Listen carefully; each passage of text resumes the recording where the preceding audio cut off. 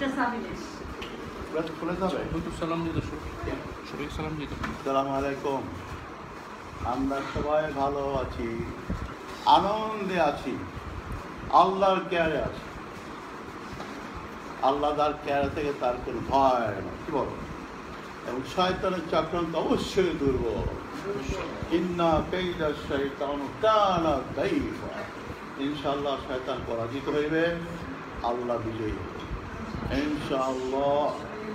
নিঃসন্দেহে ইবলিস নিয়ে চক্রান্ত আল্লাহ বাংলাদেশকে লাস্টে আল্লাহ বাংলাদেশকে মুশরিকদের গোলাম করে দেবেন না ইনশাআল্লাহ।